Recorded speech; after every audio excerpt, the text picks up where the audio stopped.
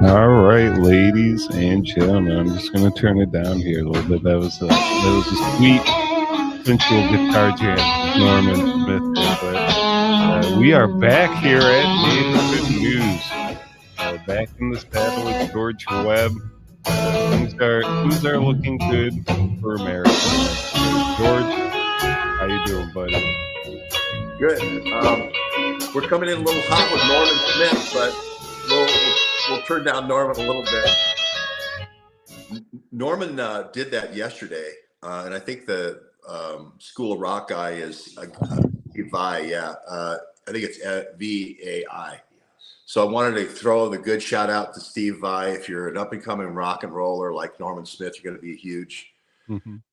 You can go to Steve Vai's School of Rock kind of thing. And I talked to Norman yesterday at length, and he just had come back from this thing, and you can see how it was just great. It was just awesome. So It is Norm has actually gone around to some politicians in Florida and strummed his guitar while they were doing some fundraisers as well. So Norm is trying to affect the world with his art. And one thing you're trying to do, George, is affect the world with research and truth journalism. And we appreciate you always being on top of things, because there's a lot of misleading info out there nowadays, and you seem to be one that's always on point. yeah, absolutely, Andy. I mean, there was misleading info about your beard, and we had all kinds of disinformation that Andy wasn't going to be clean shaven for the show opener. We had mass protests, women all over America saying, shaven or unshaven. This was the big thing going on. And now we see the rumors are not true. You are clean shaven. And I know Aaron Adler loves that. Yeah, I actually had to donate my hair to Locks of Love. Oh, did you? You might see Donald Trump out there with a little comb over with my beard hair on it one of these days. Well, that's pretty funny.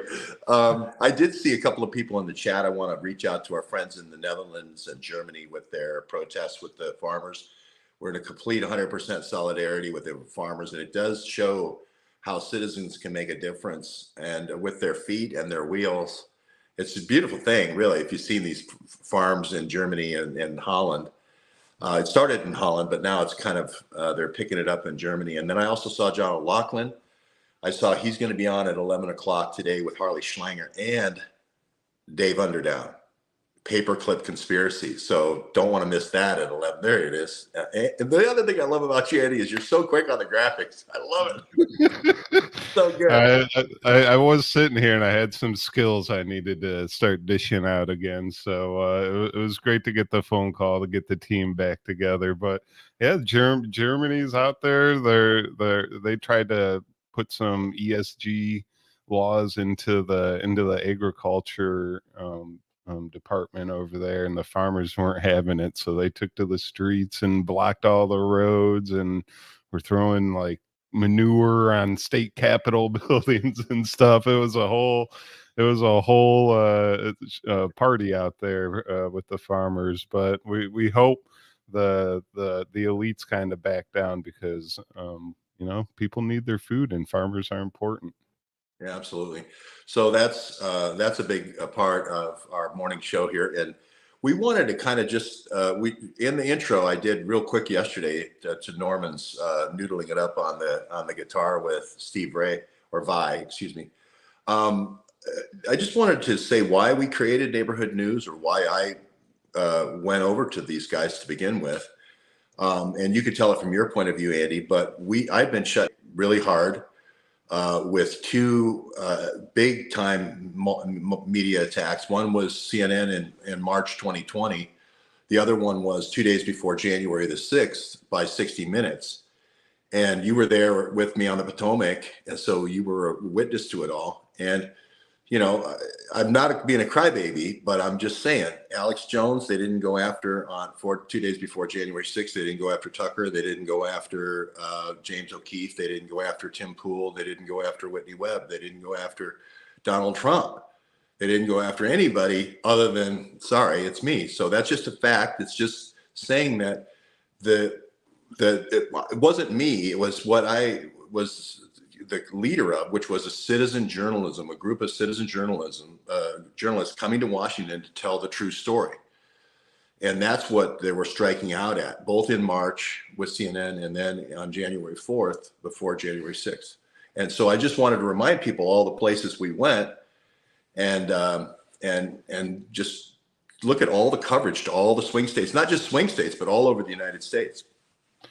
It is that was actually one of the first times like I actually got to like hang out with you was that January 6th weekend. You came to the office for a little bit, but like, you know, when you travel with someone, you get to know someone. That's when I went out to January 6th, and we went out to the Potomac, the Mystery Island house, and I get there and I go into the room, and all of a sudden we're watching 60 Minutes, and it's like I'm kind of like figuring out who George Webb is at the moment. And then all of a sudden, 60 Minutes pops up and George Webb is all over the screen. I'm like, okay, this guy is on to something. If the mainstream media is trying to tear this guy down, like he has to be a target. He can't be on their side. To me, you've proven that over the years. And when in the stuff you did at January 6th, I still believe you were the first person to report the Ashley Babbitt shooting. We had our whole team out there. You reported on the Orange Hat rebellion by the Proud Boys. You did a lot of work, and I can see why they were trying to shut you down in that time, because they were trying to come up with this like overarching coronavirus theme that they were trying to keep the society down and keep us locked down. And we had someone had to get to the bottom of it, George Webb, and I can see why the CIA, the FBI, and everyone was colluding to keep you down, because you were banned off Patreon, Twitter, YouTube, everything. We had to start our own neighborhood news studio website just to get the information out there. And Yep. And then Amazon with the books. That's why we went into self-publishing of the books. And again, I'm being real careful not to say it's me, but it's what citizen journalism represented, the threat that it represented. Because Alex Jones wasn't talking about citizen journalism, neither was Tucker, neither at that time, neither was Project Veritas, James O'Keefe. It's citizen journalism that was the target here, and that's why they, took stories basically that had nothing to do with us and threw them at us. This is your artwork, Andy, of Tex Med. I colorized it a little bit, but you did Slaughter Pen, Texas. We called January 6th a slaughter pen before January 6th, if you remember, and we warned people not to go over the line because they'd get arrested. So it was a tragic time in America, and they still to this day are trying to push that it was an insurrection. They're trying to push that Donald Trump was a dictator and instigating this whole event. But if you were there with boots on the ground, you know the truth. And if you followed George Webb, you know the truth. We had Aaron Adler sitting here with an orange hat on the show for like a year. We had to argue with him. Aaron, he was mad about my beer, but we were all mad about the orange hat. He was trying to bring attention to the orange hats. We're going to bring you a little bit of that footage later. Peter and I covered it. Well, you might want. I sent you this URL here, which is my Substack, GeorgeWebbSubstack.com. And you can go and see all the places we've been, all the swing states. When we did, I saw these guys up in Michigan on the border. Andy's from Toledo in Ohio. Aaron's from Temperance in Michigan. So we had the swing state studio literally in personnel, as well as you couldn't get the studio any closer to the state line. And so we were covering those two swing states for the election, but we were also covering Georgia. We also covered Florida. We covered Texas. We went to Pennsylvania. We had the Gettysburg charrette. We covered the Maryland and all the Maryland lockdowns. We went to Harper's Ferry. We had a thing there. We had two charrettes in Piketon, Ohio, to look for the missing Russian uranium. We went to look at the early NUMAC and two charrettes in West Virginia, in Wheeling. We went and did one up in Fort Detrick. Andy and I went to Detrick, Maryland. We went and did one in Fort Belvoir. We had a Arlington charrette. So we had 37 of these things, okay, and we had only had done about 7 or 8 up until March 2020, and then with the addition of Aaron and Aaron's kind of ringmaster skills of bringing people and bringing people to a central location, we were able to do all these extra ones. Aaron was behind Stone Mountain. We went and did the Dominion voting machine charrette at Stone Mountain. We did a second Stone Mountain charrette, the Cynthia McKinney charrette, the Writers charrette. So we really got a chance to get on the road. With Research Roadshow, we also went to California. We did the Point Loma Naval Health Research Center charrette. We also did one up in, before that, in the Salk Institute charrette, saying that all these things came from this Navy medical thing. So we really were able to have a road show. And we had Blackberry Roadshow, we had Research Roadshow, and all these things came out of this association between me and you guys. And I just really want to say thanks to you and Aaron for starting this in the beginning. Hey, it's all part of trying to save this free country of ours. We're the last bastion of hope, and if the powers that be take this place over, it's gonna be tough to get it back. So we gotta cling on to our freedoms with our last breath here. And you were one of the journalists that definitely were spouting the truth. Now that brings me to some of the research and some of the stuff that's kind of been coming to the light lately in this past week or so, 5 to 7 days. There's been a lot of Jeff Epstein document dumps they're releasing these John Doe names. They're uncovering some different stories throughout the process. And if you've been following George Webb, you know all about the DynCorp and the tail numbers associated with Jeff Epstein, and how he was and what his role in the game was. Do you just want to highlight some of the things that you've been working on with Jeff Epstein that have been coming to the light as well? I know you've been digging into DNA research, and the Pottingers have come up. So let's get into it a little bit. Yeah, everybody says we do this for clicks. You know, everybody says, "Oh, you're just saying Epstein so you could get clicks," but it's not true. There's a long relationship, and I've got The Last Nazi here somewhere in the pile of books. I'll grab it here in just a second. Well, it's not. I don't see it right off the bat, but it's The Last Nazi. It's in the pile here. Well, I'll grab it in a second. I got a huge We'll find the book here in a moment. But Stan Pottinger writes the book The Last Nazi, and it talks about the final solution virus. This is a solution, basically. Here we go. Here's the Last Nazi. He writes the book that basically lays out how to control countries using vaccination. And it's the embodiment of a memo that he wrote as vaccination as a form of foreign policy. Kissinger wrote this white paper. Later, it was stripped from the internet and then put out under Peter Hotez.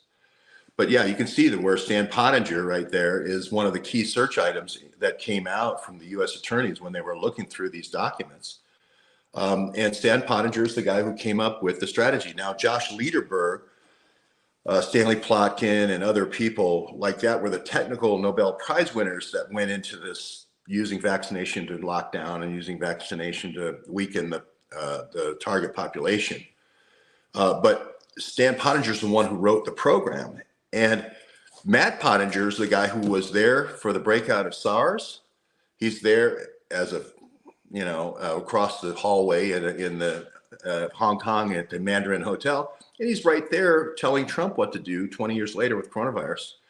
So we can't ever look beyond this Kissinger, Pottinger connection. And as far as Epstein is concerned, there is a big move into getting these Harvard scientists, these various people that were involved with the anthrax and nanotechnology and so forth, and recombinant technologies, these new technologies that were required for Stan Pottinger's vision for Kissinger, that to compromise them, to bring them down to the island, not just the island, but also New Mexico, to Zorro Ranch, to the Stone Fortress in New York, also to West Palm Beach, where we've been many times and covered that trial and the judge down there.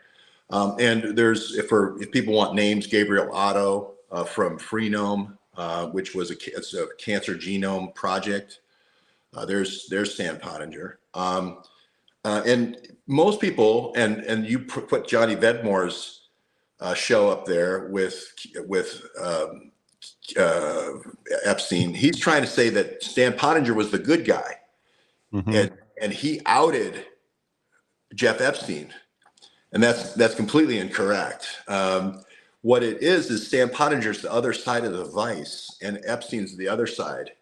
Just because Stan Pottinger represented the men who were compromised on the island, that doesn't make him the hero. What they did was they squeezed the guys who were compromised. Stan Pottinger was the representative for the guys, and they were able to put people. The most common thing was they would put some beautiful up and coming young global leader kid into a company of the compromised guy and make her the assistant to the CEO. And then they would knock the CEO out, and then she would become the CEO. But there was other ways of, sometimes they just out and out just knocked out the CEO. So these are the Kunis lures kind of taking over the company pretty much. Yeah, Kirkova at WHO, all these, Jill Biden and Joe Biden. Yeah, Margaret. If you want to call her an Kunis lure. Yeah. Margaret Hamburg. All these people that went after Bruce Ivins. I wouldn't put Meryl Nass in the Oconus lure category necessarily, but you can see what's happening here is they're getting rid of the people in power in our large institutions that have large military contracts, in the universities and the national laboratories. They're getting rid of those people, and they're putting their people in. At Fort Detrick, it was get rid of Ivins, get rid of the people who ran that, and then put in Sina Bavari, that sort of thing. So it was a compromise operation with a purpose. And if you look at the program that was run down there in the island, and actually talk to the people who were there. You talk to Paul Rodriguez, who was the butler for the longest number of years. They were making longevity presentations, immortality presentations about how you could live forever. We'll take your genome, Andy, and we'll find out all the flaws in it. We'll cover and mask all the flaws, and then we'll get you kidneys that match you, and we'll get you organs so that you'll live forever, and you'll have spare parts for as long as you live. And this wasn't a secret. Dr. Eric Braverman, that we talked about in 2017, is the guy who ran the program. And the Duchess of York, Fergie, the guy married to the person who supposedly was compromised with Andrew, Prince Andrew, she ran the immortality program there. So this is not speculation. They were talking about Nobel Prize winners, Stephen Hawking, etc. All these things. That's what this island really was about. So there was more than just trying to blackmail people for sex trafficking. Did they have a biolab on the island, do you think? Was there that type of research going on? Some type of, we know they do like makeshift ones. Yes. They were doing genomic swabbing. So they were doing genomic swabbing. People said that Freenome, which was Gabriel Otto, Freenome, the cancer genetics company, they said that they were doing, we wanted to catch the Pacific or the Caribbean Islander DNA. Bullshit. The DNA sequencing that they were doing for the people coming down there was for the elites. So the elites could get matching, HLA matching for their organ transplants, so they could pre-identify organs that they needed. They were trying to get them talking about CRISPRing out genetic defects that people might have in their family line if they were worried about genetic defects for their kids. They're talking about the qualities of Nobel Prize winners, what differentiated them from other people, this longevity stuff, this immortality stuff. That's what really happened. And if you actually talk to the people who were there, they'll tell you that, not this other BS that they're trying to make it like, oh, all these 14-year-old girls were, being, and Jeff Epstein's just running a 14-year-old girl sex trafficking ring. That's not true. But that actually makes a lot of sense if you get in the dying core and Amentum, and which is Amentum is dying core now, but they have the in the tail numbers. Like if you're gonna be running bioweapons and stuff back and forth, you're definitely gonna want some diplomatic immunity, and and he definitely had it. And if he can fly around and go to in and out of biolabs, and we know 23andMe and all these DNA testing sites are coming out at the same time. If he's involved in all that at the same time as we're releasing a mRNA vaccine that might be affecting with our DNA, that's definitely a bigger story than just some blackmail with some underage girls, which I'm sure there was some of that going on, but this is definitely a lot bigger scoop here. Yeah, and this whole thing about, they try to compartmentalize this to try to say, well, Jeff Epstein wanted to create a DNA ranch at Zorro Ranch so that he would have all these kids that would be little Epsteins, right? And Mhm. then he was doing this other thing over here, but none of it ever crossed over. It never was one program for elites, but it was. And the thing is, they were sequencing. This is Epstein, yeah, with this Freenome and Gabriel Otto. You'll see Mhm. this Freenome thing that he was doing. But he was going Do to you think Chris. you do you Go ahead. think Epstein was buddies with Callahan at all? That seems to be what Callahan was working on, was Well, the the super super soldier, soldier. yeah, the super soldier program definitely carried over into this because the super soldier increased lung capacity, VO2 max, increased your heart pumping ability, increased your reduce free radicals, reduce have a cure against super antigens. All these things would carry over into longevity.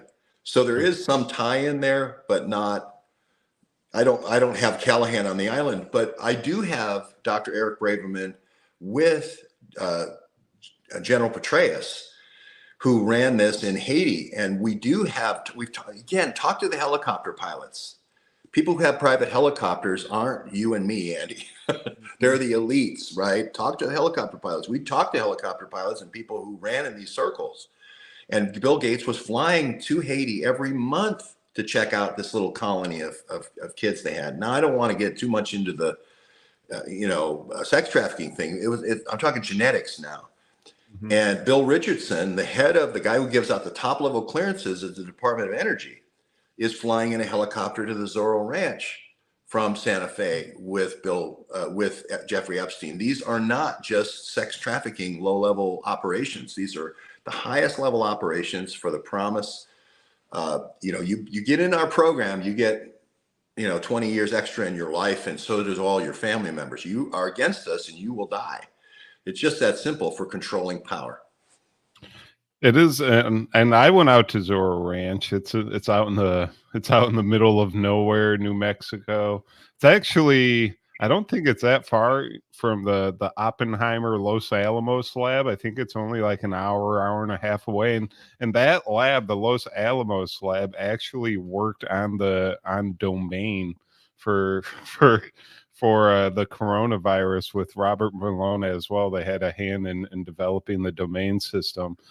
And the so I don't that's one thing I was going to ask you about the New Mexico ranch. No one ever brings that one up as much as Epstein Island, and you don't need flight logs. You don't need tail numbers or anything to go to that ranch. You can just drive up there and head right on in. There's no records of anything. So if they were going to do anything type that type of DNA research, the Zorro Ranch was definitely a spot to go to. But they that article, they said that they were trying to like mislead you with the Jeff Epstein DNA stuff. They were saying he was trying to impregnate the ladies himself and spread his seed. That doesn't really seem to be. I'm sure he was a sexual deviant, but that doesn't seem to be the what was really going on. Well, unfortunately, it's the Kissingers of the world that think that the world needs more Kissingers. It's the Rockefellers of the world who think the world needs more Rockefellers. It's not the other way around. It's not like you're our guy who's supposed to be taking the scientific things on the DynCorp helicopter that they flew, a State Department helicopter. That's your job. You're the helicopter guy. He's not a pilot. Visosky was his pilot. We went to his house. But Jeff, you're the guy who is the diplomatic protection of the payload. You're not the guy who gets to determine who are, the little Epsteins. We're going to make little Einsteins. We're going to make little Stephen Hawkings because we're going to take out the muscular dystrophy gene, right? And now you're going to be able to, if you're a woman, you can have, Einstein. We've frozen Einstein's sperm, or we've frozen Oppenheimer's sperm. They're trying to build Oppenheimer up. But the thing that's interesting about Oppenheimer is all these clearances, these Q-level clearances, was created for the Manhattan Project, are being reused for these other projects. The highest level of clearance, Bill Richardson, Department of Energy. Before that, in the movie Oppenheimer, it's this guy named Strauss. It was one of the first AEC. But that's where these secret projects start. And this is Nebula. Is that Aubrey de Grey? I don't know. That is George Church. He's a Harvard George Church, biologist. Yeah. Very, very strong connection with George Church and Jeff Epstein. Give lots of money to the Harvard Foundation. There was lots of these longevity foundations that were started with George Church. He was one of the first guys with the Human Genome Project. So my point, and Nebula, that's interesting. He apologizes for the affiliation. Sorry, guys. I didn't mean to be affiliated with the dark horse over there, but it happens. I got millions. Andy, don't you wish somebody would give us like 50 million and then we can apologize for it later? Jeff Epstein showed up in the office one time and dropped a bag, and next thing you know, it's like we were off and running. Yeah, so I think that there's a lot to be gained here by studying Epstein and the people who went on the flights for all the locations. And the thing that you're going to find over and over again is them using the stars that are on there to say, hey, we have Andy Dabbala's DNA. Your kid could be as tall, as good looking, and as athletic as Andy Dabbala, and have that cannon for an arm and be an NFL pro quarterback if we start him young. Right. And that's how they marketed these people. These were the models going to. So the first list that you got was just the models that they were showing to get people to come to the island. Do you think there's any like, hey, like what you're saying, but like you need to mate with this person to produce this type of child, or is it all just kind of just like backroom lab stuff with syringes and centrifuges and stuff? Maybe the people would be carriers. That sounds like a Bronfman scheme in up at that crazy annex whatever. Maybe they did do that. I think it's more artificial insemination, but the idea of having a little Jefferson running around, where he's got my exact match for my kidney and my if I have a family history of cancer, now I got a little Jefferson running around Haiti, and he's got a perfect HLA match for all my organs. That'd be nice. So I think there's definitely this, and I know this sounds like conspiracy theory, but again, the reporters are lazy because they won't actually talk to the people who are there. They're just waiting with bated breath until the next drop of the thing, and then the list got delayed. The list has now been delayed to the 22nd because we immediately honed in on Pottinger. So what you got here, Andy? I love these graphics. This is awesome. This is the Southern Trust. This is an actual like Epstein-owned Southern Trust in the Virgin Islands down there, which is a DNA research company. I didn't know it was an actual. There's his name. Well, Southern Trust was what he used to buy a Freenome for the cancer genome thing. But Southern Air Transport, if you remember, was his company where he took over for Bill Clinton, took over for Donald Barr for the Iran-Contra. When Iran-Contra was blown, they shifted it over to Columbus and Jeff Epstein and Rickenbacker Airport and Les Wexner, and it became Southern Air Transport. And then they started doing daily flights to where? Hong Kong, to do this other project. We don't know that coronavirus, the original exactly where they're doing all the new bio research after the what's it called? all the Thousand all talents. the stuff got banned over here, you know, so they went over to Hong Yeah, Kong to gain of do function. research. Gain of function. Hey, Yeah, I'm a because little rusty, guys. I'm a little rusty. that's all right. Everybody loves you. No, your graphics have already been great.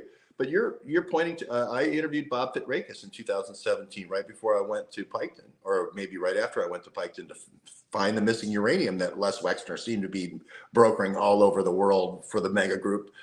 But I went to interview Bob Fitrakis. He said I was going to depose Seth Rich the day before he died. Right. So I mean, Mhm. Seth Rich was the agent, right? Deep Blackberry tells me Seth Rich was the agent in China for a lot of these investments in oil and gas and minerals. So I don't know that he didn't prepare the ground or work with Hunter Biden in brokering a lot of these things that were brokered with the Biden Blackberries. So we still have a lot of questions in our research that we need to answer. A lot of people think Seth Rich is still alive in Hong Kong and still doing quite well, transitioning into bio. That's a conspiracy theory. That's not my theory. He's going to But be interviewed on Megyn Kelly with Jeff Epstein next week. Did you hear? well, they got to do something. Megan's got to do something for ratings. But I do want to do a shout out to Karmadoc because all along the way, Andy, our group has added more and more people with more and more expertise. And that is what was so great about what you started there, because people could come from all over. It just so happens she's from Central Michigan. You guys started the thing in Michigan. Here's the only frontline doctor. Is that her actually saying hi? Oh, wow, that's awesome. She was in the chat at some point. There we go. She Morning, is. everyone. She's the only frontline doctor who really is a frontline doctor. Mhm. She's the only frontline doctor that really is a frontline doctor. You look at Simone Gold. I don't mean to disparage people who take all the money given to them for frontline doctors and buy $2 million waterfront homes and then not happy with that one and buy another one and then fly a private jet all around. I'm not trying to say that person's not a frontline doctor, but I'm talking about somebody who actually went to Kosovo, got shot at, actually had to work with the DTRA, had to live with these vaccine mandates in the armed forces. She was there at the time. She got the shot, the anthrax shot that Bruce Ivans was trying to come up with a new technology. So these are the type of people that inform our reporting now. And we thought, hey, if we could take all the stuff we did, all the thousands of shows we did, and then update them like now, a couple of Mhm. years later, with all the expertise we've gained, wouldn't that be great? And so here we are. Here we are. And Karmadoc is you are right. She's an actual frontline doctor. She calls me every once in a while. She checks up on me and my heart and make sure everything's ticking right, make sure I'm taking my meds and proper vitamins and stuff. And she cares. And that's one thing that's great about neighborhood news. That's one thing I was participating here and there while I was going through all my little health problems lately, but there's a bunch of people that care in this world, and they're willing to help out and try and do some things. And like, you sit there on YouTube, like before I met you, you'd sit there on YouTube and you just like, it's just some random guy on the internet. And then neighborhood news, and you come along, and all these people start meeting up at these charrettes around the country, and we get shit done, and it's great. And we discover new facts about the world. We break down the deep state and figure out where they're lying, and we uncover truths, and it's a fantastic thing, and you feel like you're doing something. So whenever we get these little meetups going around the country and you got some time on your hands, make sure you come out. We're actually setting one up here.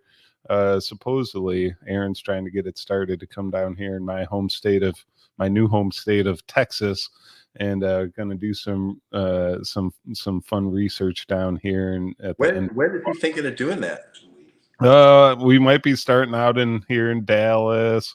That's where I'm at, and then maybe go down, stay here for 3 or 4 days, make the 3-hour trip to Houston for a couple days. And there's a lot of stuff here in Texas that needs to be researched. I know you went to the UTMB biolabs. We got JFK around the corner. All the military contractors are here in Dallas. It's like Military Row.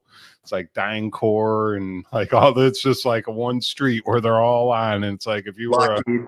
Yeah, if you were literally just like, Fort Worth, I need a bazooka. It's like, just drive down that street and you'll be able to pick one up. So You need a camera is what you meant, a bazooka camera. That's what you meant. bazooka. Yeah. I did do a video in in DynCorp's parking lot. It was like all blocked off, and I snuck into the corner, and I was just waiting for the cops to come and get me. We only use camera. We only use cameras. Well, I'm sitting right here with someone, and I won't say his name, but who is a patient of Karma Doc. He went through how she follows up with him, and really follows up. This is the kind of care you only can hope for, especially from an ER doc, because an ER doc, she knows who I'm talking about. Yeah. We need to go to Abilene to check out the camps there. Well, I would love to go to Abilene. I've never been to Abilene. Isn't that Bobby Knight country? No, wait, that's Lubbock, right? Abilene is who's that old singer back in the day? Probably Hank Williams or somebody from Abilene. No, he was from Tennessee. I can't It's remember. a girl. I forget, she died when she was 27. I forget her name. Patsy Cline? No, that wouldn't have been Patsy. No. Yeah. Well, somebody will have it in the chat. But I think Texas would be great. Right around the March Super Tuesday, it's the biggest state in as far as the Republican states go, and that Super Tuesday will probably clinch the nomination. But Trump has said he is going to put more emphasis on New Mexico, Arizona, and Colorado this year, where he hadn't spent as much time there before, because he's afraid maybe they'll be like Gretchen Whitmer's trying to disqualify him, or the people that work with Gretchen Whitmer and the DOJ, but they're trying to disqualify him now in Michigan. They'll probably get thrown out in the Supreme Court, but Trump's trying to hedge his bets. So yeah, Texas is a great jumping off point for those Southwest states too. Before we switch gears completely, we were talking about Jeff Epstein, and Uma Abedin came out as Jane Doe number 107 in the Epstein emails, and you were talking about the Clinton associations with Epstein there for a little bit. Can you touch on how that's important, George? When I first met Charles Ortel, and I was in awe, and he said, "Oh, I'm meeting George Webb," so it was kind of one of those mutual admiration things. But I mean, obviously, we're both just lucky to get to stories that before anybody else gets to them. But he had this thing called Unitaid, and Jeff Epstein was involved in Unitaid. And Unitaid was a UN program to set aside money for HIV vaccines. And one of the legs of the Clinton Foundation ran it. Ira Magaziner ran it. And Charles has been talked about it for 7 years, but this was just one leg of the things of the vaccine testing, the virus vaccine testing that Jeff Epstein was doing in Africa. And Huma Abedin was very much a part of this. And I can't remember the Cheryl, what's her last name now, but she ran Ivy Energy, Black Ivy Energy in Africa. Africa and Haiti being the closest satellite were the two incubators for the Clinton Foundation for all this type of technology. And this is why I say these encrypted BlackBerries are so important here. Huma carried a State Department BlackBerry, so did Anthony Weiner. These were the programs that were run with these encrypted BlackBerries. And we've said that the Clinton Foundation paid for Imran Awan, the guy who developed these, Cheryl Mills, yeah, thank you, ran Black Ivy Energy. She ran the program, all these State Department programs. She was on the 7th floor. She reported directly to Hillary Clinton. She would go out to the 7th floor balcony at the State Department and sync to Anthony Weiner's laptop. And people said that was conspiracy theory until James Comey himself said that's how they did it. So that's why the BlackBerries are so important, because we get to the BlackBerries and we get to that metadata and it unhooks the whole thing. All these programs that are top secret, that should be opened up. And it is one of those things, you just keep seeing more and more stories about these BlackBerries. They actually say Hunter coined the term crackberry. You had to get that one in. I had to get Yeah. that. I had to get that one in. But Well, I know he probably used it for the connection there at the LA suite there that he had. he definitely he definitely liked his narcotics there. Can't blame him. There's a lot of people in the country that do get help if you're addicted, but the the the the problem with all this stuff is like they keep like blaming Trump as a dictator and attacking Trump, and no one ever seems to kind of like look at into this stuff like within like the State Department or Congress or FBI or anything. It's only like George Webb and Andy and we can present all the evidence in the world.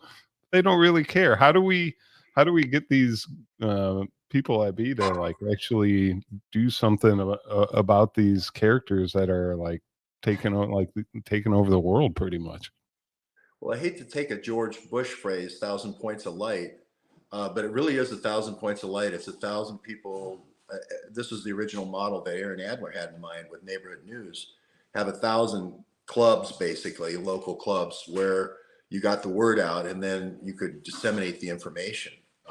Lyndon LaRouche sort of did something like that, but it was kind of tilted toward nuclear energy and so forth, and the infrastructure bank, which I'm not totally against nuclear energy. I'm not totally against the infrastructure bank. I think those are both good ideas. But I'm just saying for citizen journalism, that's what neighborhood news was going to be. That's the roof that you have there, the two roofs and the neighbors and you're in your new logo, which I love.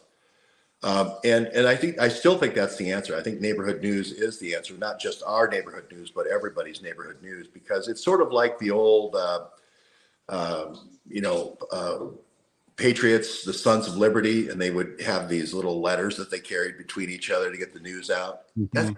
That's kind of what we have to do now electronically to beat the CNNs.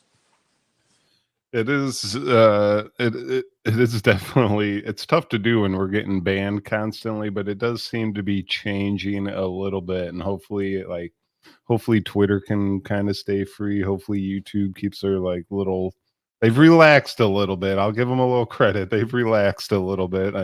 They wouldn't let me get my neighborhood news channel started today. Unfortunately, we had to go on live with Andy, but hopefully Wednesday we'll get going. But and by the way, neighborhood news. Here's your gratuitous Hunter picture, just so you just so we can throw in the Chateau Montmartre picture of Hunter Biden. Yeah, I thought I'd throw it in there for Peter Duke. Yeah. So we do have the presidential election coming up, George Webb. You know, we got Chris Christie, Nikki Haley, Donald Trump, Vivek Ramaswamy. They're battling out tirelessly on the Republican debate stage, and I believe they're just going to be going against Biden. I don't know if the Democrats are actually going to throw anyone else out there. What do you think's going to happen with this upcoming election? Well, George Webb, is Trump actually going to get a chance to do it? Well, it'll be interesting at that Dallas charrette, that March Dallas charrette. I see McDuff they did not relax from McDuff. Yeah, well, that's true. He keeps getting banned every 2 seconds. Yeah. Well, and I'm wondering about this show because it's on YouTube. But John has a Rumble channel, and I think Rumble is a good alternative for everybody. But coming up on the 10th, and I think we're closing in on the 10th. It's 2 days away, I think. After the big game tonight, am I not right? Michigan's in the national championship tonight with Michigan. Michigan. We have the election interference state of Michigan versus the coronavirus releasers in the state of Washington. Yeah, that's right. That's pretty funny. So on the 10th, looks like Michigan and Washington paid their way to get to the national championship. Do you think they had to play the Clintons? You have a better arm. You have a better arm than McCarthy. I'll say that straight up. Now, I think might be a little more mobile. Yeah, I think you're more mobile. McCarthy's kind of a draft on Quaaludes, but that Mr. P over there at Washington. Now he can throw like you. He can He- throw like you, and he's more mobile than you. I'm just saying. But you are definitely could have started for Michigan this year, I think. But anyway, that's a different story. But the debate coming up with the CNN has disqualified Ramaswamy. Snohomish County man is cheering for the Huskies. Yes. Well, if he well, can still cheer. well, he's supposedly patient zero in America. I think he's just a Chinese agent that's been brought in to give his antibodies from the Michael Callahan program to give it over to Icosavax, and other people were trying to get the inside track on the DNA, like Absalera and other monoclonal antibody makers. But let's not say he was transporting monoclonal antibodies in his body. Let's not say that.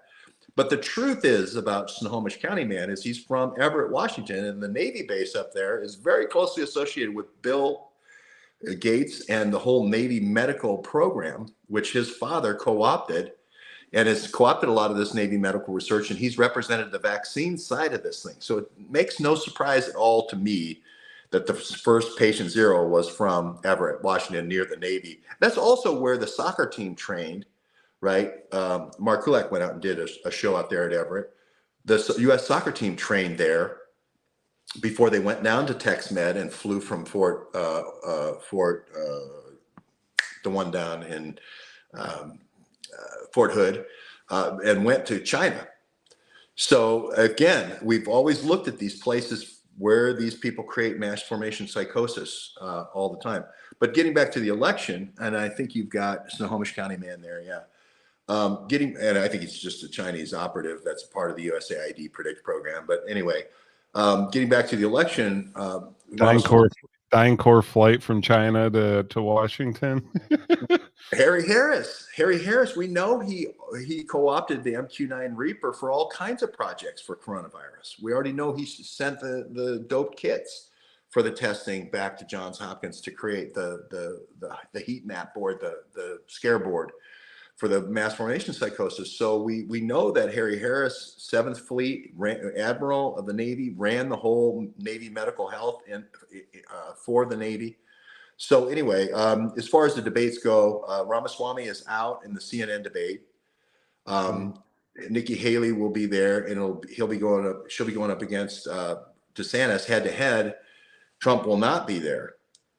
So Trump has. Do you think it's just a big waste? Kind of the Republicans, just a big waste. Is this just battle for VP? What are they even doing? Are they just trying to just bring Trump down a couple votes, or?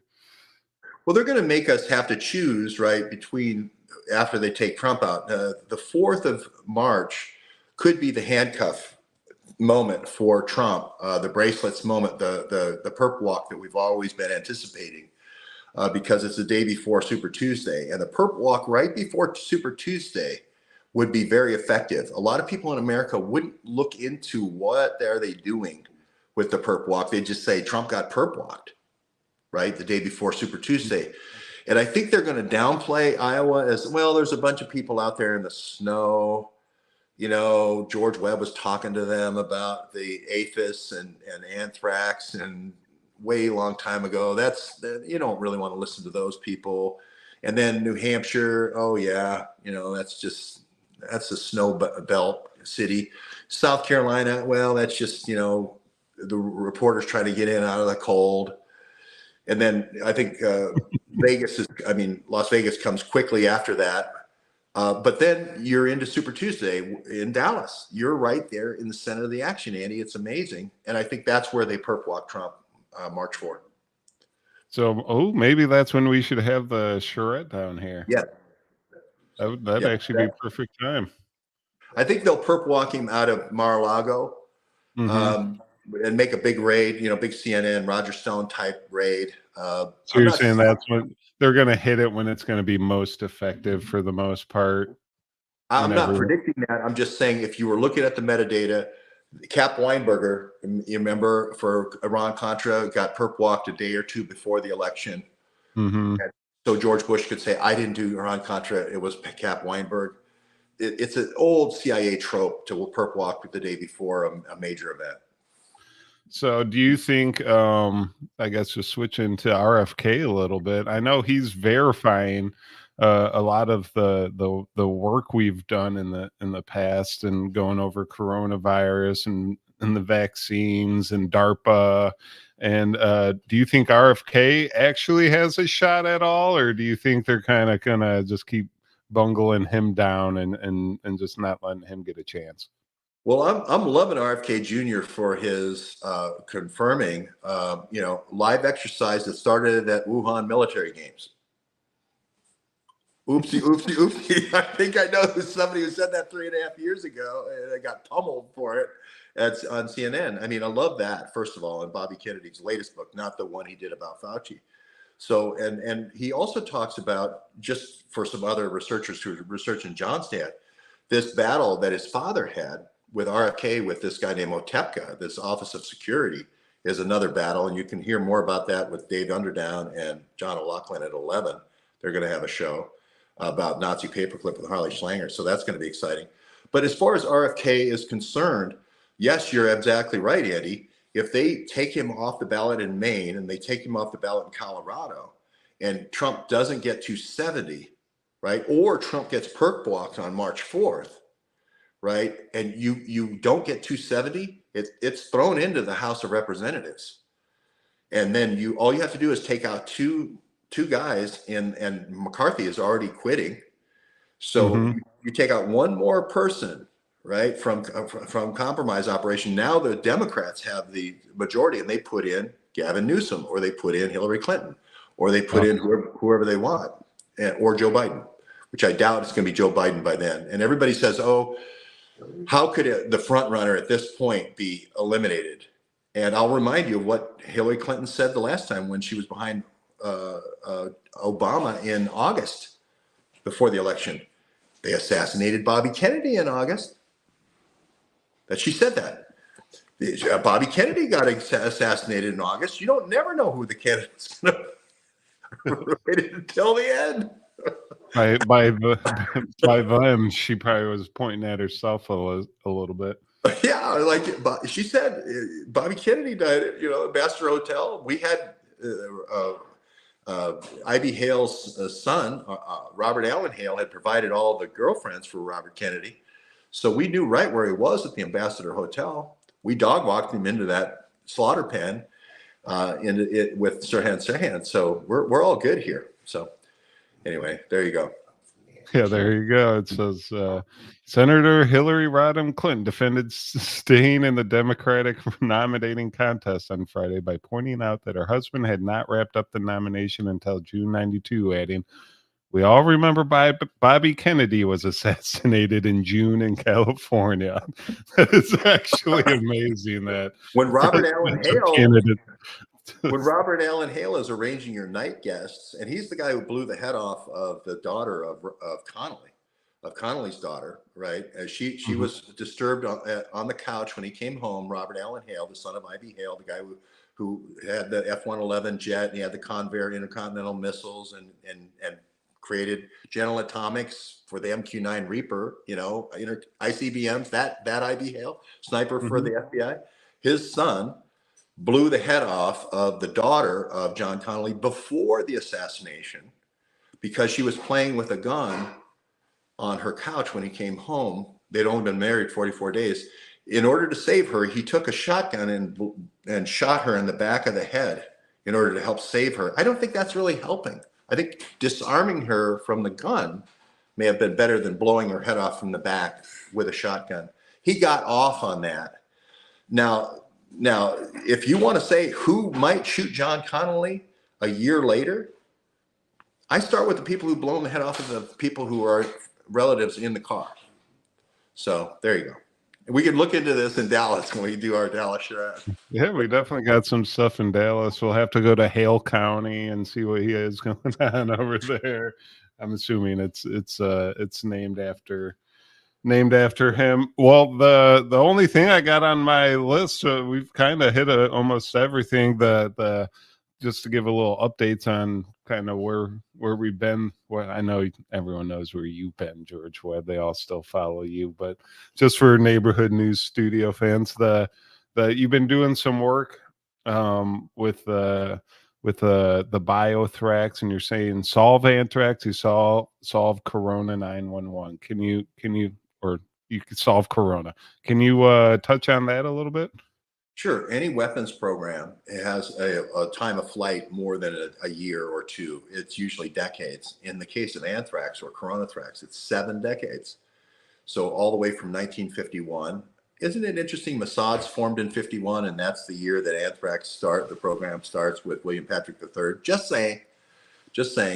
Who would want a pathogen that selected out just Palestinians and saved Jews? I don't know, but maybe the guy who started Shin Bet and started Mossad. I don't know, but it is 51 when this thing starts, this anthrax program starts. So it would make sense that the same people that would be involved in anthrax in 2001 for the anthrax attacks would be the same people that would be involved going all the way to coronavirus, and go all the way back to the 80s with HIV. It's all the same people: Fauci, Birx, Redfield, Bob Gallo, Bob Malone, blah, blah, blah. They're all the same people: Murray Gardner, et cetera, Daryl Galloway, Daryl Rickey. They're all the same people.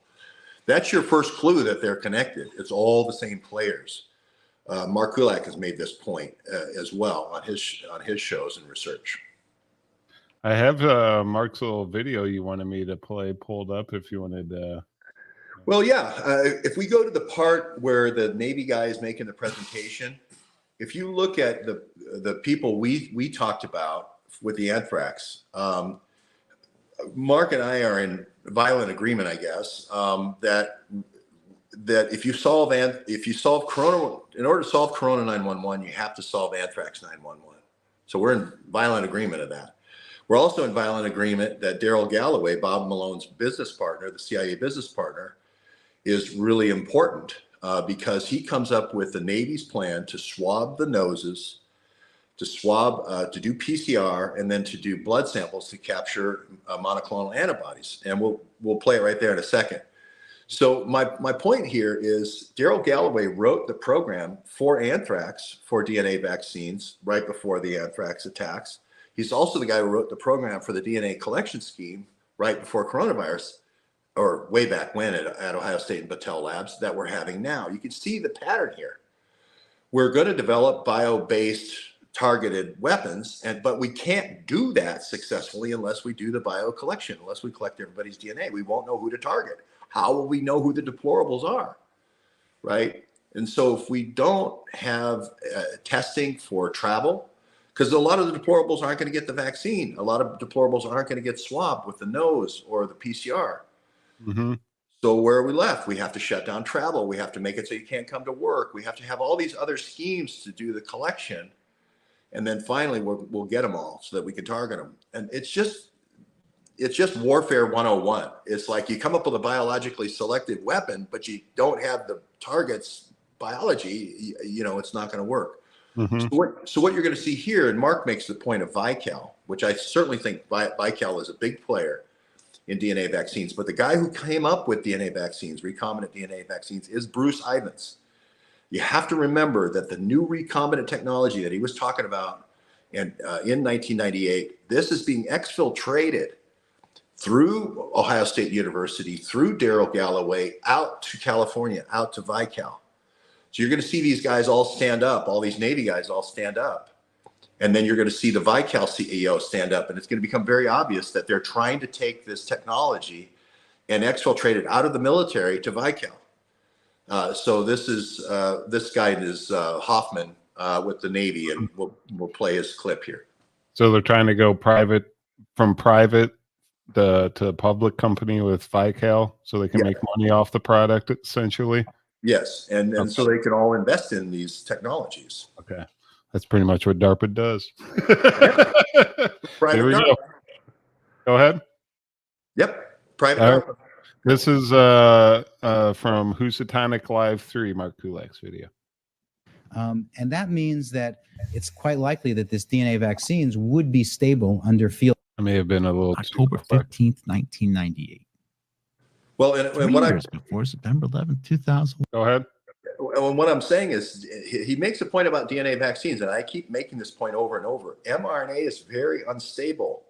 It needs a cold chain of something ridiculous of either 80 below or 130 below, near sub-zero freezing liquid nitrogen, this kind of thing. It's not a battlefield weapon. It's not robust. And DNA vaccines has to be your focus.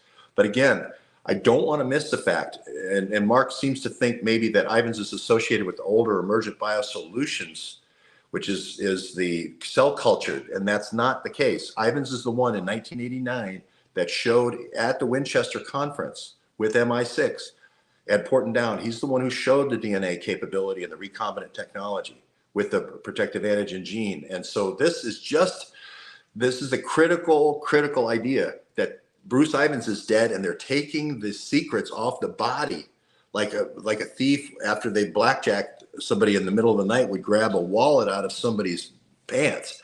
This is what they went for. This is the key technology that he's going to talk about right here.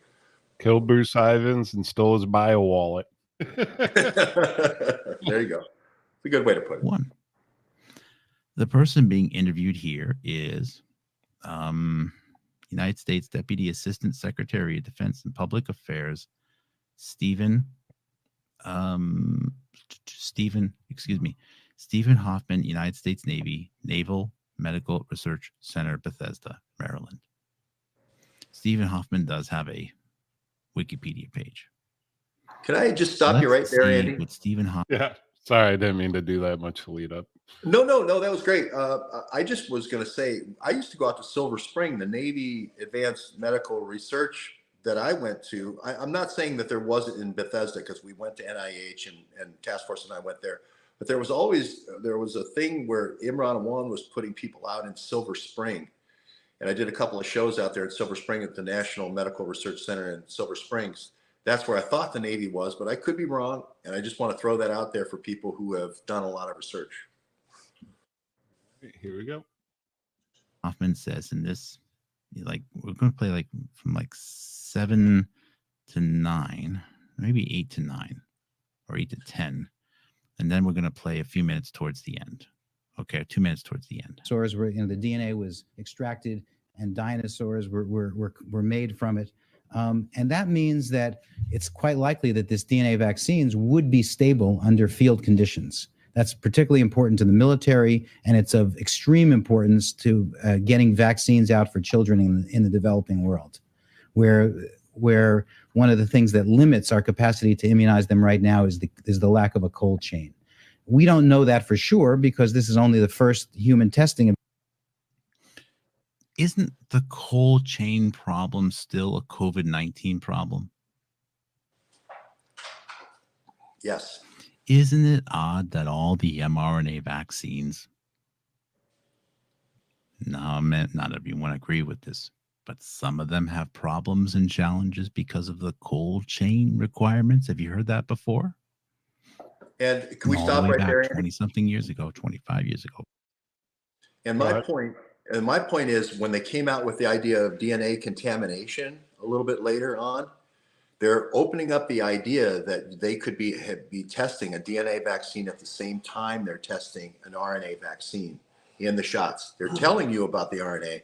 They're not telling you about the DNA testing. And the reason why I say that is the DNA plasmids are created in Alachua, Florida, where we've been many times. We had a couple of threats there. Alachua, Florida is where Bob Malone and Allchem and Nanotechnology Therapeutics and all these other companies, including Resilience Bioscience with and the idea here being, if I take out your immunity, then nature takes over in selecting. It's sort of like directing evolution. And guess what? She has the Nobel Prize in directed evolution. She also has 5 different CIA companies. 5 different companies that are in QTEL, which is CIA's slush fund. So, I find it very interesting that that's where the DNA plasmids are made, and they're the ones that put out the coronavirus vaccine for Moderna. Pfizer. Have you ever got vaccine by mule, George Webb? I go out to visit Sterna, the horse that provided all the vaccines until the first Gulf War. Yeah. Well, I believe Thermo Scientific was the ones that were providing this cold storage for these vaccines because they had Yeah. to have the extra low cold storage refrigerators for everything, and they were the only ones like developing them at the time, also. But I Jeff just Epstein also was through his companies was investing into Thermo Fisher Scientific. all right. Here we go. Back to the video. From today, I guess. This Hoffman is saying that the DNA vaccines don't have that problem. Of DNA vaccines, but our thoughts are that they will be quite stable, and thus you won't need this cold chain. The next advantage is relative to the weakened viruses and bacteria that all of us have received as vaccines, such as the measles vaccine, polio vaccine, smallpox vaccine when it was available, the recombinant smallpox vaccines that are being developed now for use against diseases like AIDS. There is always the possibility that a weakened virus or bacteria will revert and become pathogenic and virulent. With DNA, there's no possibility of that occurring. Now, DNA has its own theoretical risks, but one of them is not becoming virulent. The last advantage has to do with the other side of the equation, and it's something that we're reporting on in this paper, and that is the. So he's saying you can't get sick through DNA vaccines, or you He's can't saying, like transfect someone else with them. well, you can transfect. What he's saying is that if you have a live vaccine that you didn't quite kill through heating it, this happened with the polio vaccine with Cutter Industries and so forth. They had the temperature too low, didn't kill all the vaccines. Again, Stuxnet, Peter Strzok, just saying, and this is how you can clear the vaccines. Just don't heat the live vaccine enough. Then it could come in and actually cause polio. You remember Oshner, the guy his granddaughter's killed when we did the New Orleans charrette, because the Cutter vaccine wasn't heated up enough to kill the live vaccine. So what he's saying is DNA only provides one gene. Usually, like in anthrax, it's just the protective antigen gene. So you're not going to get any of that virus cannot reproduce itself. There's only one gene. Now, the problem it does create, though, is integration. If that got into your system and got into your DNA and your stem cells, and then you started making bad copies, it could run out of control. Okay. That's what happens in cancer. So it could, cause cancer. So here we go. The potential for eliciting a type of immune response which has been difficult to elicit with more traditional approaches. It doesn't mean that we can't do it with the more traditional approaches. It just means it has been difficult. And that particular immune response is killer T lymphocytes, cytotoxic T cells, which attack viruses, parasites inside of cells. Most of the vaccines that we've received are designed to produce protective antibodies. And antibodies kill infectious agents outside of cells for the most part, whereas in many cases, the parasites, viruses hide within cells, and the way to attack them is through direct interaction with killer T cells. And in mice studies, stop right there for a second. DNA vaccines have. And we've identified this company called Northwest Biotherapeutics that's in Bethesda. And they make something called DC Vax. And it looks like they're providing the vaccine for the immunity that coronavirus vaccines may have taken out, or coronavirus, the pathogen, whatever it is, coronavirus, may have taken out. So what happens is there's these things called, and I won't go into the science, I have a space on it this morning. There's these dendritic cells. And the dendritic cells are sort of like the commanding officer. And if you take out the commanding officer right at the start of the attack, the immune system's just sitting there waiting, and it doesn't react to the pathogen. So this company looks, again, like a CIA Incutel company, and they have this thing that's going to wake up your immune system, sort of like waking up the general, and it's very suspicious. So I just wanted to talk about this because antibodies is one approach that's outside of the cells, but the best way, like this guy is saying, is to attack inside the cell where all the action is. Anthrax, for instance, hides inside cells. HIV hides inside cells. how are you going to get to it if you just do antibodies outside the cell?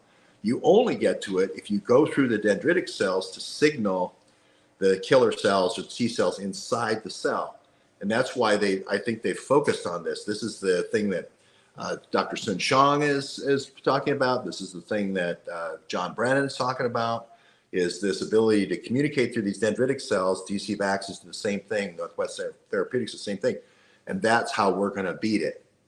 So we'll continue, but thank you for the graphics. And I know just from some of my old research that Sina Bavari was actually working on they call them dendritic nano cages that go around like the outside of cells, and part of his universal vaccine research, like you're saying, they're trying to make this cage go around the cell so they could like control what goes in and out of it and communicate with it a lot easier. Oh, excellent. I forgot about that. That's awesome. But that's why I love you, Andy. That's why I love you as a co-host. You remind me of all this stuff, and I'm like, oh yeah, that's awesome. But Kate Gowen said for this video that it's really strange that a DoD officer is standing there concerned about vaccinating children in third world countries. All I got to say to Kate is, what is going on right now in the world that you see? What is something in the news?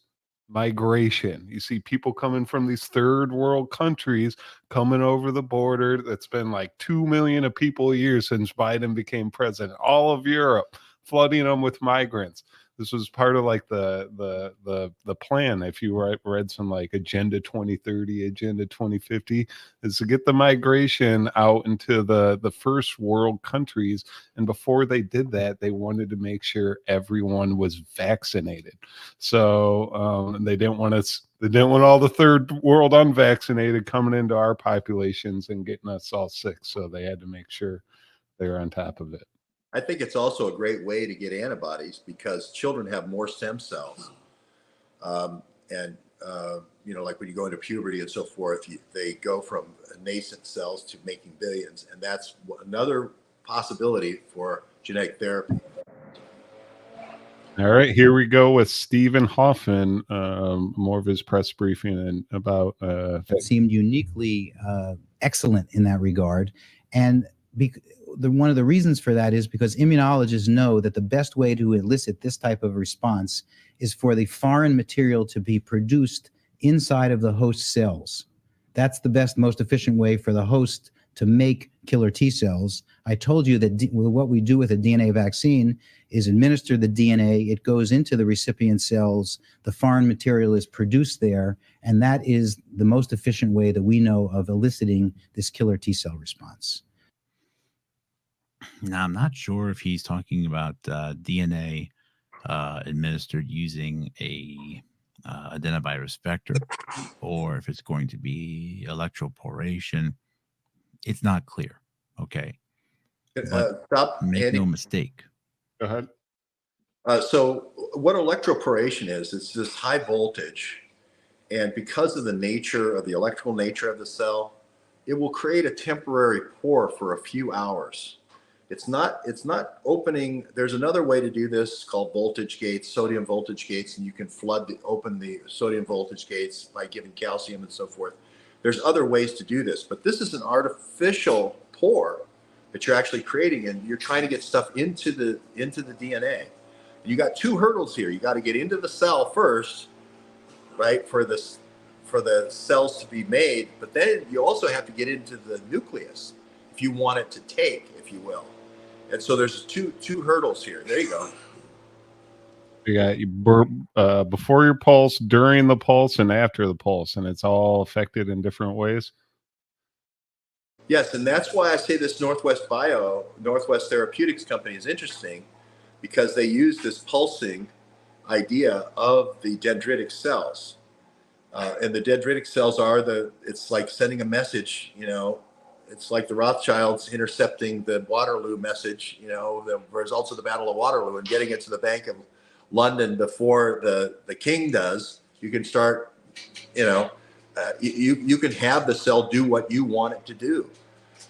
It's messaging the commanding officer, if you will. So you got all your different cells, and one of them's has cancer, you can like attack that specific cell, right? Right. Type of- Or you could say, okay, what cells will kill the cancerous cells?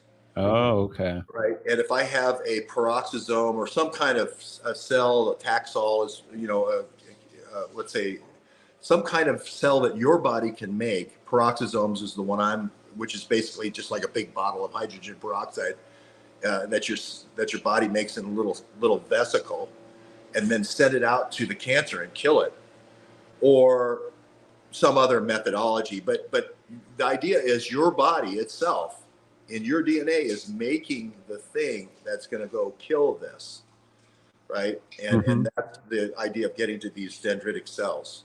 Okay. And so that's the big idea. Yeah. Lisa Sobata asked, dendritic nets around cell walls. Interesting. Aren't mycoplasmas a unique pathogenic threat because they lack cell walls? Are we seeing an outbreak of mycoplasmas anywhere lately? Well, we do have a mycoplasma outbreak in a straight line from the King's Island Tower, Eiffel Tower model in Cincinnati. And it's almost in a direct line blowing east. And then there's another line in Western Massachusetts. I think it's called Westboro, Massachusetts. It's way in Western Massachusetts. So there have been a few line outbreaks, but line outbreaks are usually indicative of a controlled release, like a Operation Sea Spray. So there was a mycoplasma outbreak. You take Kings Island Tower, Where the big eagle flies down in the middle of the day. yeah. You know where I'm talking about. You're from Ohio. Yep, I know. The Miami, beast. Ohio, right? Yeah. And there's a breakout of mycoplasma. Now the interesting thing about it is Bruce Ivins, when he came up with a protective antigen, they started putting protective antigen gene in a whole bunch of other things, like mycoplasma, like tuberculosis, like all these other things, pertussis, etc. So yes. So I'm just saying, what vehicle they put it in, it could be anything. But remember, always, it's the recombinant technology of Bruce Ivins that they're trying to use as the shield, right? All right. Did you want me to get back to that video, or?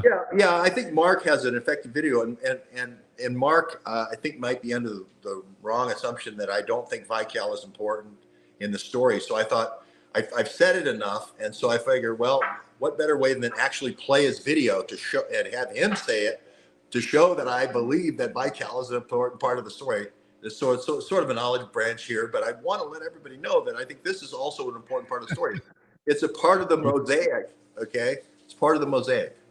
I'm pretty sure I remember editing your books, George Webb. I remember you mentioning Vical plenty of times. Yeah. I've got a lot out there on Vical. I've got Why Did Robert Malone and all these Vical murders, Rhodes and Wolf, and Phil Fellner saying Robert Malone's a thief, and all these things. But Indira Verma, I can't say it enough. So I finally decided, let's just show his thing, and I'll show I agree with it. All right, here we go. Continuation of the DoD press briefing from 1998. What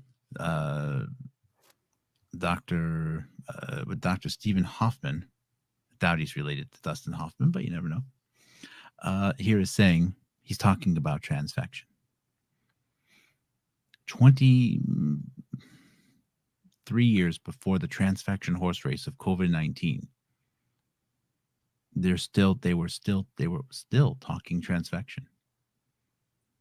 COVID-19, they're still trying to figure out how to get the genetic material into cells to make them do things, to create the foreign proteins. It's amazing how little has changed. It's amazing how little has changed. We're still here. You know how once upon a time, you thought we would have all these flying cars, and you'd walk into your house, you have a robot cook all your food, and everything like the Jetsons. Everything was just going to be magical. And here we are, 50 something years later, and none of that's true. It was still, most people don't even have an organized music collection. The only difference is now you can't organize your iTunes, whereas previously you couldn't organize your records. But still stuck on the same stupid problems. Okay, so 1998, he's talking about DNA transfection, right? Okay, interesting. Why am I playing this video? Because of we're supposed to be talking about the I started off talking about this Dan Carucci. All right, so he's going to spend a couple minutes going over and giving some shout outs towards the end of this video. I think it's like 39 minutes in. If everything worked perfectly, I couldn't imagine that one could get licensure in anything less than 5 to 7 years. All right, but that's saying that things work absolutely, and I'm not saying that they would. Actually, I'm glad I played that because it still highlights the same thinking of today. If we only have an emergency, Can fast track it. maybe the emergency comes from terrorists. Snohomish, man. Maybe the emergency comes from a cave. Either way, if we only have an emergency big enough, we can start using human beings as test monkeys. We can just start getting around that whole licensure, the whole FDA approval. The whole FDA approval thing with the current model of the FDA came out of where? The thalidomide case. 1960, Okay, 61, so 62. Drug industry So he talks a little bit. We'll go to the part of the video where the guys are standing up. But Okay. the big juice of the video is the guy standing up is working with Daryl Galloway, and then Vical stands up. And that's Bob Malone's partner. So Bob Malone works for Vical, and then his partner stands up as the Navy guy. So it just looks like this insider club that they're going to take this Navy technology they're working on, they're going to give it to Vical. I mean, they're literally standing shoulder to shoulder. So, and they're announcing the. And the You want me to play that part? Yeah. And the important part, thank you. The important part to understand here is this is right when the anthrax vaccine is coming out. The Bruce Ivans are trying to introduce Bruce Ivans' DNA technology that he showed in '89 in Winchester. They're trying to introduce this DNA technology in 1998. This is when the Defense Threat Reduction Agency is forming. All right, and sorry about George's sound. It sounds like he has someone's doing some lawn work outside. Here we go. See how they're going after me, to Andy? Every time no one's there, and then you start the show, and the lawnmower starts ripping away. Here we go with him calling out people in the audience. I'd like to introduce the members of the team. This is Dr. Rubing Wang, who is the first author on the paper that's going to be published in Science, and she is originally from China and now works full-time in the malaria program at Naval Medical Research Institute. This is Commander Richard Hedstrom. If that doesn't let you know that China and the United States is cooperating on their biological weapons program, I don't know what does. and this is why I'm saying, Imran Awan was putting out people out at Navy Medical Research Institute, which I thought was in Silver Spring, not in Bethesda. But you can see how they don't want to put it right in the, right next to the National Institute of Health. That's at the end of the red line. This is over at the end of the green line. It's about 10 miles away, 15 miles away. And one odd thing I want to point out, that TV show Big Bang Theory, how it's a bunch of like nerdy scientists. I watched the first episode of it the other day, just randomly. In the very first episode, they had one of the guys was in trouble because his girlfriend was Chinese, and they found out that she was a Chinese spy, and it was like a whole thing. So it's like they're even admitting it in Hollywood that it happens. Yeah, that's the old Swalwell had their Chinese girlfriend. They're trying to come up with all kinds of constructions to cover this, 1,000 Talents union with the U.S. State Department, USAID predict. Hey, the gain of function had to go somewhere. There you go. Here we go. who in 1992 made the first malaria DNA vaccine with his own hands and has been part, an important, critical part of this effort since its inception in 1992. Commander Dan Carucci, who leads our malaria. There's Carucci's about ready to stand up. He's the partner with Galloway. But the key timing here is 92. This guy comes up with malaria because malaria, hey, we all hate malaria in Africa, right?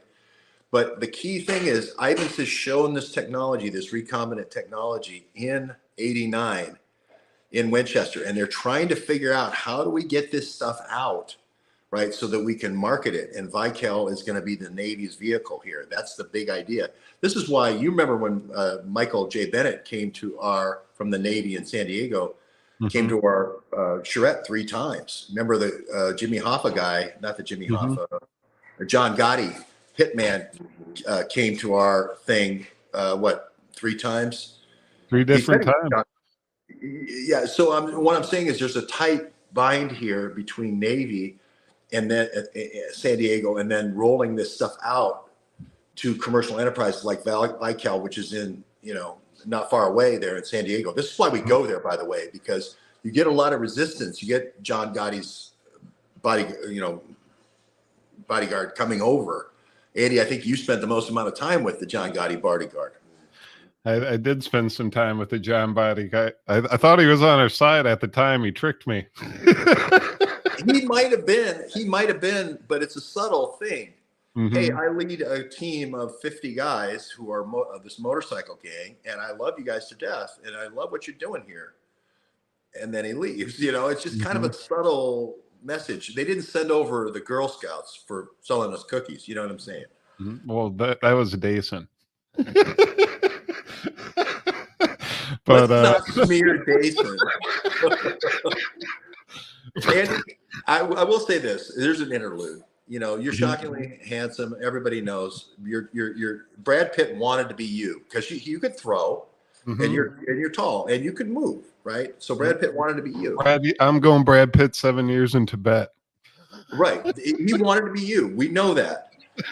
But we have Dason there who is channeling, right, the stars and channeling the moon. He's channeling the sun, and he's biomancing. Yeah.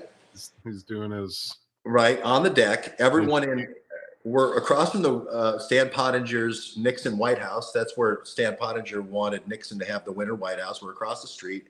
Everyone at Point Loma and the Naval Research Center, Health Research Center, hates our guts in the middle of COVID. Now we've got Dason doing I wrote a book about it, The Biomancer Cometh.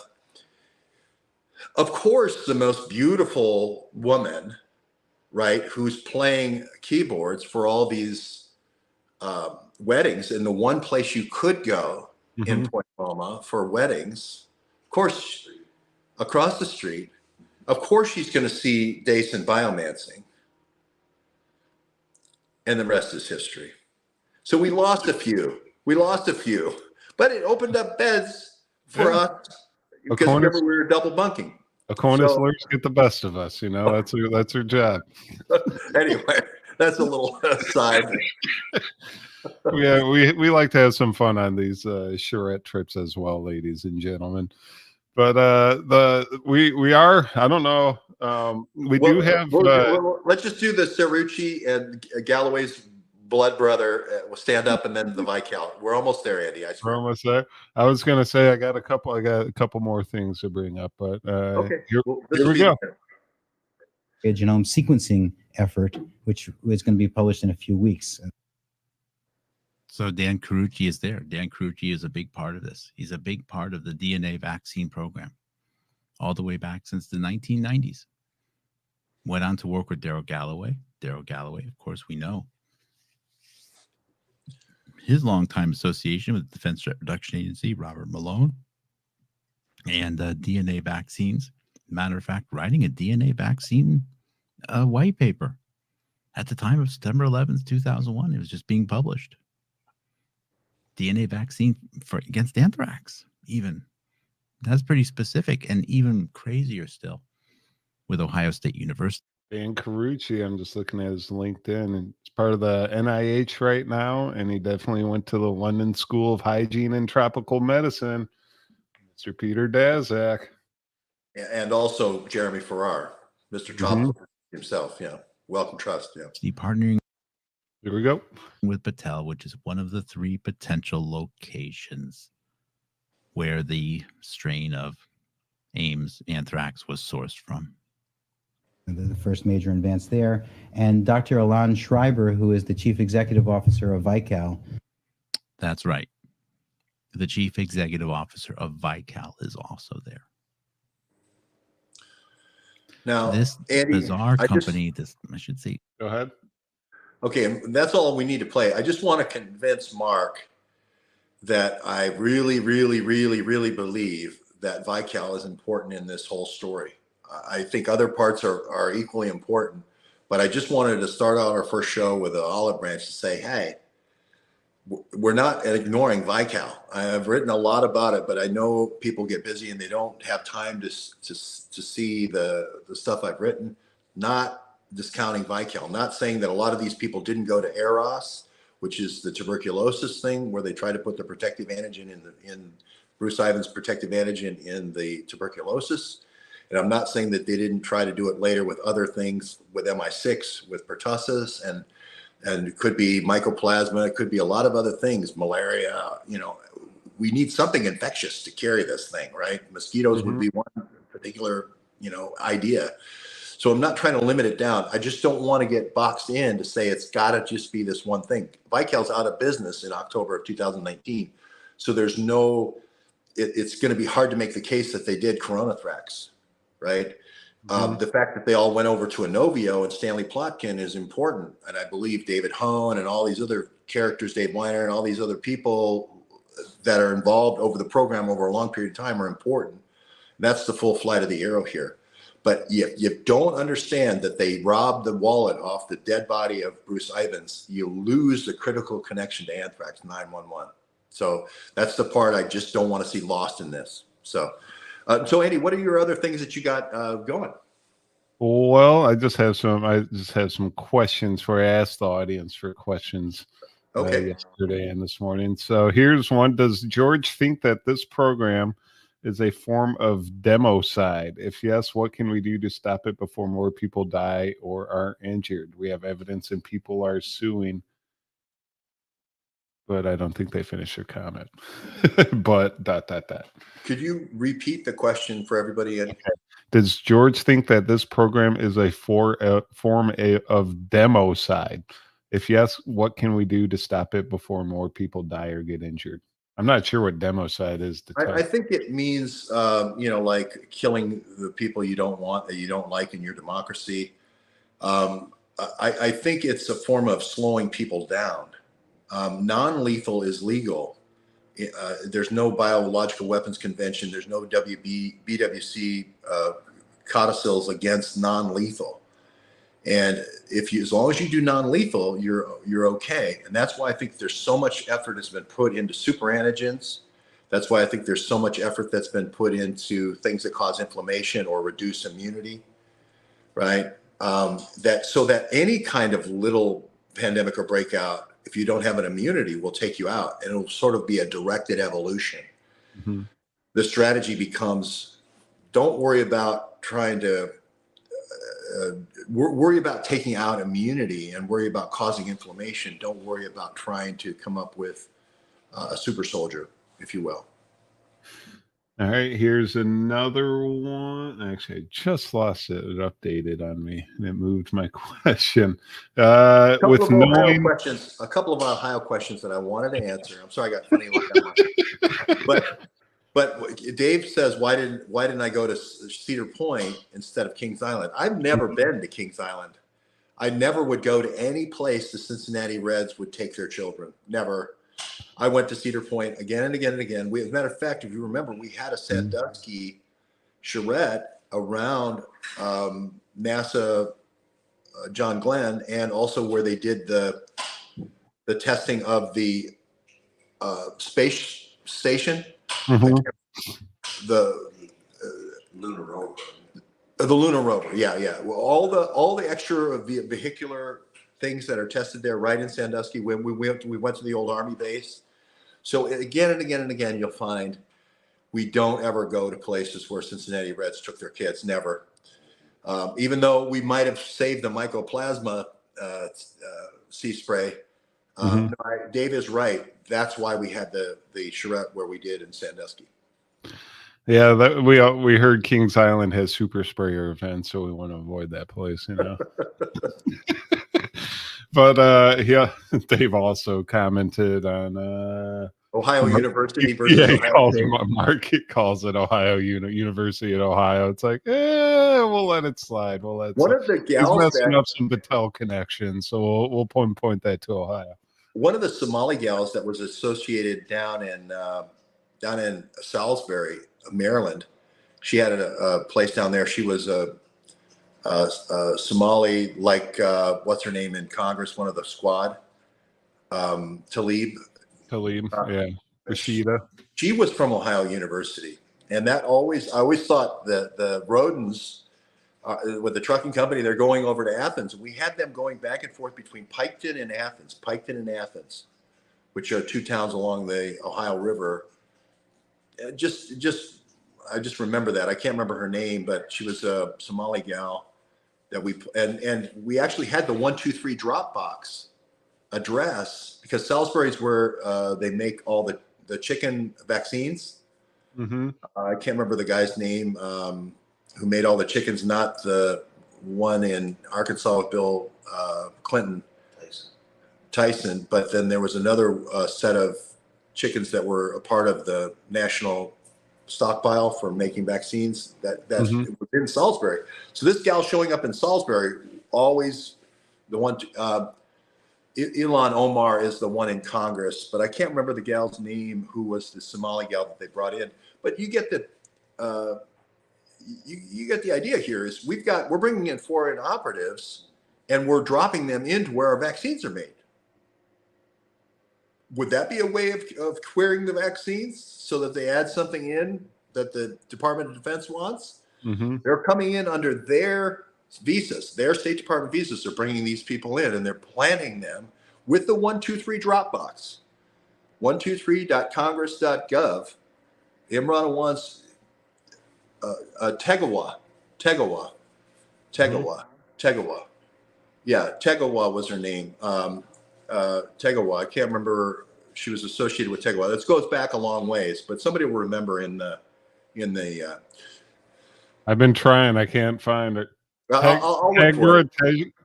Oh no, that's a offensive lineman for Ohio. Yeah, Tegawa. Yeah, see, there was a Tegawa Auto Parts also, and the reason why we thought Tegawa Auto Parts was interesting because it's heavy. Auto parts are heavy, like ammunition, Mm-hmm. weapons, or laboratory equipment, and Salisbury is way the hell over on the other side of Maryland from Washington D.C. It's a 5-hour drive. Why is Imran Awan going down there and paying the rent for this person 5 hours from Washington D.C. Mm-hmm. with the 123 Dropbox that goes back to Congress? And not to mention another, like, if Jeff Epstein's participating in DNA research, you think he's using Battelle and Ohio State University and his connections to Les Wexner to further his research and funding at all? Isn't there a cancer center there with a name on there? I think it's Wexner W. Cancer Center. Yeah. Isn't that where Ramaswamy's wife works in upper respiratory? Yeah. There's a lot of connections that overlap here that we need to definitely keep poking into, and I think we'll be able to uncover what actually happened with Corona eventually if we keep digging. But one last thing before we go, George, I don't know. There was a question about polar shifts. I don't know if you want to answer that one. I didn't quite understand it. I didn't know if you wanted to get Well, into sure. that. Sure. What happens in electroporation? I believe the outside of the cell is slightly negatively charged, and what you have to do is create kind of if you could charge those particles positively, at the point of attack in the electroporation, they'll both be positive and they'll open up a hole for 3 or 4 hours. And then you hit it with the DNA vaccine, and then the vaccine has a chance of getting into the nucleus and actually making what you want to make. And the Navy Research Center that we looked at in Silver Spring was looking at bone marrow. I remember that. Bone marrow was their big deal because that's where a lot of the blood stem cells are made. So I believe electroporation really goes back to the Navy Research Institute, where this Carlucci or the Cerrucci guy's from, Mm-hmm. and Harold Galloway, to the bone marrow. But that was unsuccessful. So they tried to then go to the thymus this is why children are important to go after, because they have immature thymuses, and B cells will, or immature T cells will go to the thymus and mature in the thymus. So kids are really important because your immunity doesn't totally develop until you're an adolescent. So getting to kids for this kind of experimentation is really super important. So I think that's Vander Ebb, the guy who was in Holland that was doing the vaccines, that going all the way back to the 80s. That was the guy who basically launched the Erasmus lab. He worked with calcium channels, using calcium to flood to open these voltage gates. So doesn't sound like magnets are important when you're playing with them as a kid. It doesn't sound like these valences in chemistry are important, but they're really important, kids. So study at home when your teacher teaches you about valence in chemistry. Yeah, do the Donald Trump water experiment and see if it works. But we got Davos meeting in a couple of weeks, the yearly Davos meeting, George Webb. We've seen some things in the past come out of Davos, like Bill Gates and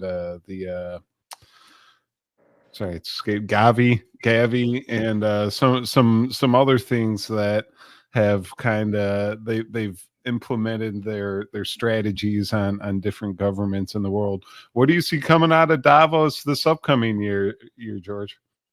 Davos is usually where they launch things. So Schweiker, you remember Boston Consulting Group, was there in January about this time before coronavirus shows up in America. And this is about the time that we were getting the sequence, not quite yet. Sheena Bavari, I believe, had already shared the sequence in September with a lot of major groups, but look for the health track. Don't go for the big, splash, with Klaus, but go for the health track because the health track is the one. And look at Schweiker. He's the guy who's the CEO for Boston Consulting Group. That's going to be your next thing.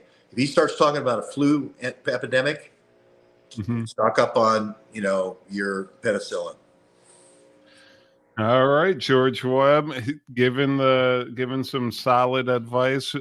Pay attention to what's coming out of Davos and prepare. If you're going to look at one annual meeting, I don't think we get access to the Bilderberg, so we gotta handle what comes out of Davos. It's the substitute for the Bilderbergs. It's the non-private part of the Bilderbergs. So if people don't know, Prince Bernhard, IG Farben took all the intellectual capital out of the IG Farben biological camps and moved it to IG Farben, which is the Schimmelpenninck still own IG Farben in Holland. And he did the first Bilderberg meetings not far from Het Loo and not far from where the battle was, Operation Market Garden. And the MI6 has had an operation there ever since. And my point here is, look at Davos if you want to know what they're talking about behind closed door as at Bilderberg, because they lined up exactly the same way. Big morning sessions, 5 tracks in the afternoon. And if you follow that health track, you'll see what's coming in the world. And remember, the theme of this year's Davos is rebuilding trust. Because we burned it all down. We burned it all down the last 3 years. So we want to rebuild trust. That's going to take a lot of work to rebuild this trust. And speaking of Davos, one last thing before we go. Okay. I did stumble upon some emails a long time ago, and it was Klaus Schwab was having meetings in the United States in 2019, but before the pandemic hit, and Matthew Pottinger himself was involved in those meetings. He was at a bunch of them. So I have, it's just like the meeting list. You can just When and command where? F Pottinger and Klaus, and they'll both be in the same room together. So if someone's going to be writing the journal entries for those Davos meetings, it's probably going to be your boy Pottinger. When was this meeting, Andy? These were in 2019, before good timing. before the pandemic happened. Klaus came to Washington D.C. and he was meeting with a bunch of U.S. government officials, and Pottinger happened to be in that group. Well, watch Matt Pottinger. If he goes to Holland, it's going to be Fluthrax. If he goes to Ohio State, it's probably going to be Coronathrax. If he goes to, at the Van Ness room, wherever in Washington Hilton, that's where Klaus likes to go. that's where Reagan was shot. Wasn't Reagan shot at the Washington Hilton? Hopefully Klaus wasn't there when Reagan got shot. No.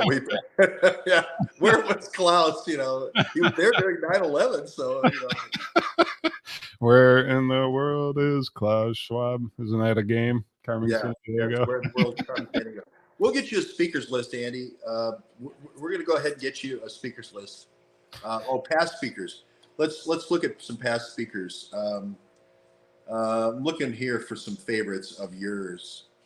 Well, we'll save these, but Merck has spoken in the past. This Baleen Garregio, Niall Ferguson from the Hoover Institution. He's spoken at Davos before. So it's a good smattering of people. Meta, Angie Gifford of Meta, the Facebook, has spoken there before. So it's going to be a fun group. It's going to be a fun group this year.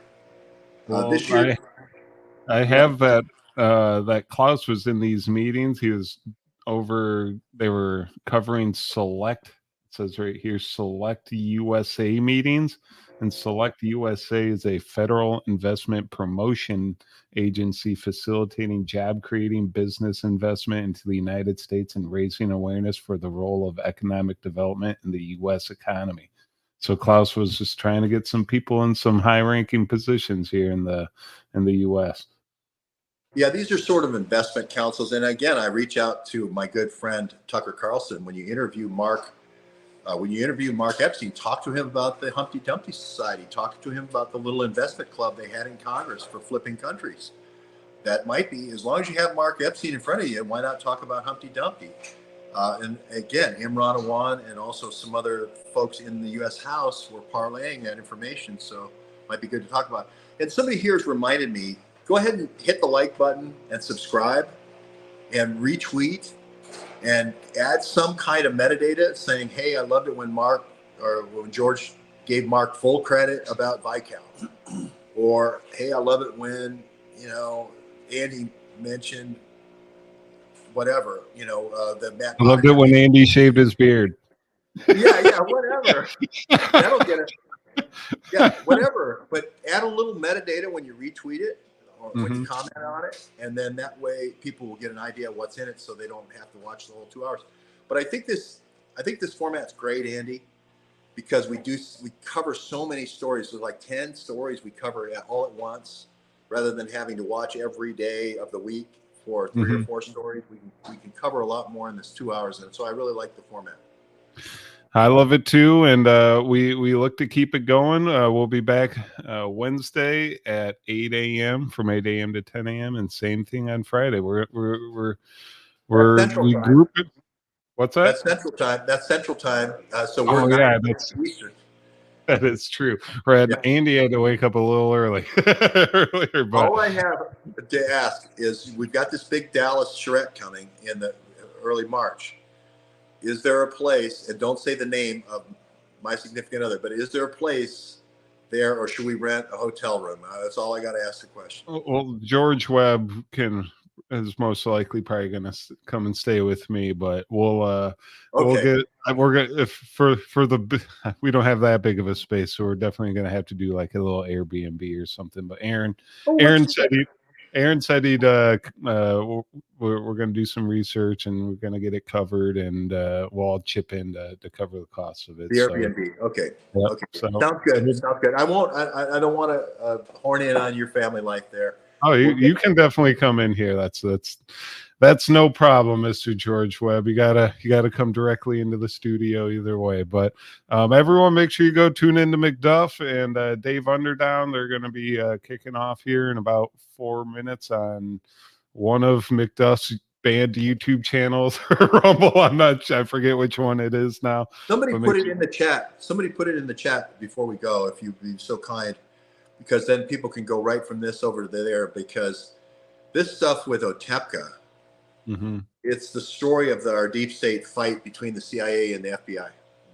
And John's dad's right in the middle of it, RFK. And RFK Jr. needs to know about what his dad was doing to fight the deep state in detail, right? So this is really important, I think. All right, ladies and gentlemen, we will see Wednesday at 9 a.m. Eastern, and Friday as well. George Webb will be on the Duke Report at, was it 5 p.m. Eastern? I forget my Easterns and Centrals now. 5 p.m. Eastern, Tuesdays and Thursdays. So make sure you tune in to the Duke Report. Everyone have a wonderful day. Make sure you do your research, and don't forget to like and subscribe and tag away. George Webb, have a wonderful day. Thanks, Andy. Say hi to your loved ones there, and we'll see you soon. Bye-bye. Sorry, I'm trying to find my transitions. Here we go.